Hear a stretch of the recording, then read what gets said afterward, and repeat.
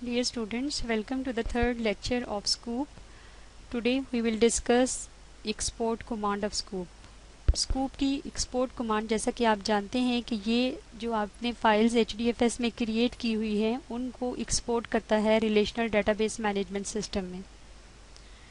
जो files input दी जाती हैं स्कूप के एक्सपोर्ट फंक्शन को, उसमें बेसिकली रिकॉर्ड्स होते हैं जो कि टेबल के अंदर रोज़ कहलाते हैं।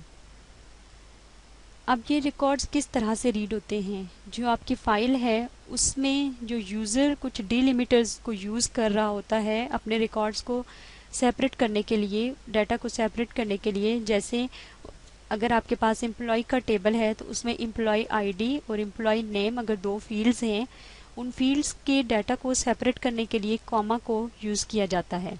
तो ये एक यूज़र स्पेसिफाइड डिलिमिटर है कॉमा।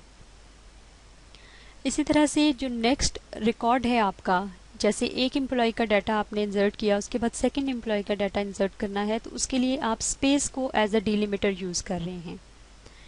तो स्कूप का जो एक्सपोर्ट फंक्शन है वो उन यूज़र स्पेसिफाइड डिलिमिटर्स को यूज़ करते हुए इन डाटा को रीड करता है और उसको पार्स करता है इनटू सेट ऑफ रिकॉर्ड्स, और जिनको स्टोर किया जाता है डेटाबेस टेबल में। जब आप डाटा को एक्सपोर्ट कर रहे होते हैं तो आपने ये ख्याल रखना है कि जो टारगेट टेबल है वो आपके टारगेट डाटाबेस में एग्जिस्ट करना चाहिए, अदरवाइज आपका एक्सपोर्ट फंक्शन फेल हो जाएगा। यहाँ पे जो पिक्टोरियल रिप्रेजेंटेशन आप देख रहे हैं उसमें RDBMS का जो टेबल है, स्कूप इंपोर्ट का फंक्शन उसको HDFS में कन्वर्ट कर रहा है। और इसी तरह से ये आगे उसके बताई गए कि हदूप मैप रिड्यूस प्रोसेसिंग और डाटा, यानी HDFS उसके ऊपर ये प्रोसेसिंग परफॉर्म करके आपको रिजल्टेंट डाटा सेट प्रोवाइड कर रहा है। और जो स्कूप का एक्सपोर्ट फंक्शन है वो रिवर्स काम कर रहा है, वो इस डाटा को ले रहा है और उसको कन्वर्ट कर रहा है RDBMS के टेबल में। इसका सिंटेक्स क्या है? सबसे पहले आपने $साइन लिखना है, उसके बाद स्कूप एक्सपोर्ट की जो कमांड है आपने इसमें स्पेस ऐड करनी है। उसके बाद जेनेरिक आर्ग्यूमेंट्स और एक्सपोर्ट आर्ग्यूमेंट्स आपने मेंशन करने हैं। जेनेरिक आर्ग्यूमेंट्स और एक्सपोर्ट आर्ग्यूमेंट्स को हम इंपोर्ट का जो हमारा लेक्चर था उसमें हम देख चुके हैं। अब यहाँ पे हम देखते हैं कि जो जेनेरिक आर्ग्यूमेंट्स और एक्सपोर्ट आर्ग्यूमेंट्स हैं उसको स्कूप की एक्सपोर्ट की कमांड के साथ कैसे यूज़ किया जा सकता है।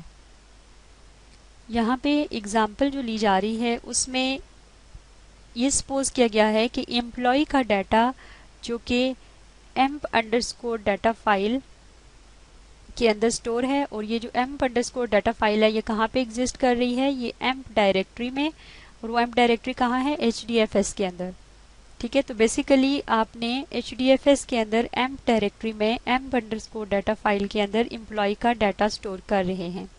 वो डाटा आपने उसमें स्टोर करवा लिया है और वो डाटा जो है वो यहाँ पे आपको दिखाया गया है कि ये वो डाटा है जो कि उस फाइल में एग्जिस्ट कर रहा है।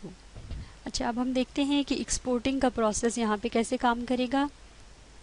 ये जो आपको कमांड नीचे नज़र आ रही है इसको यूज़ करते हुए आपने जो डाटा स्टोर है emp_ डाटा फाइल के अंदर उसको एम्प्लॉय टेबल में एक्सपोर्ट करना है। और एम्प्लॉय टेबल कहाँ पे एग्जिस्ट कर रहा है? DB डाटाबेस में, MySQL डाटाबेस सर्वर के अंदर। ठीक है, तो आपके पास जो HDFS फाइल है उसका नाम है emp_ डाटा, और जो टेबल है जिसमें आप उस फाइल के डाटा को एक्सपोर्ट कर रहे हैं उसका नाम है एम्प्लॉय, और एम्प्लॉय कहाँ पे एग्जिस्ट कर रहा है? DB डाटाबेस के अंदर। सबसे पहले आपने $साइन स्कूप एक्सपोर्ट की कमांड लिखनी है, उसके बाद कनेक्शन की जो इन्फॉर्मेशन आपने देनी है डेटाबेस कनेक्टिविटी के लिए, जैसे हमने इंपोर्ट कमांड के अंदर यूज़ की JDBC MySQL लोकल होस्ट, और उसके बाद आपने डेटाबेस का नाम स्पेसिफाई करना है।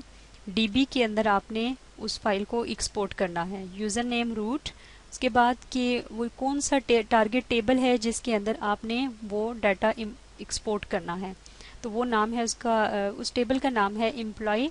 और उसके बाद एक्सपोर्ट डायरेक्टरी, कौन सी डायरेक्टरी है, किस डायरेक्टरी में आपका डाटा पड़ा हुआ है? emp फाइल, emp आपकी डायरेक्टरी है और emp_ डाटा आपकी फाइल का नाम है जिसको आपने एक्सपोर्ट करना है।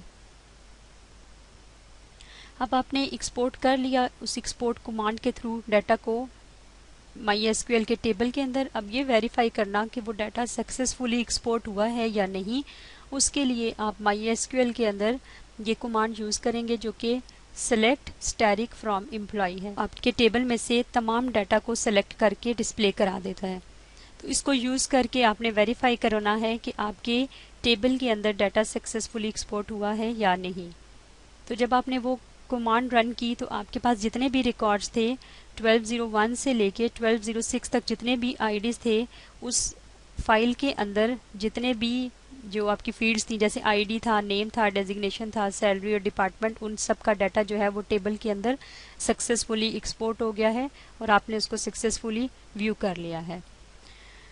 अच्छा, यहाँ पे जो हमने MySQL की कुछ कमांड्स यूज़ की और इसी तरह से जो आपने हदूप की जो बेसिक कमांड्स जैसे फ़ाइल को व्यू करना, इस तरह की जो कमांड्स हैं, उसके लिए मैं आपको सजेस्ट करूँगी कि ट्यूटोरियल्स पॉइंट पे कुछ बेसिक ट्यूटोरियल्स हैं आपके पास, MySQL पे भी है और हदूप फाइल सिस्टम पे भी है, तो उनको यूज़ करके आप जो बेसिक कमांड्स हैं उनको लर्न कर सकते हैं।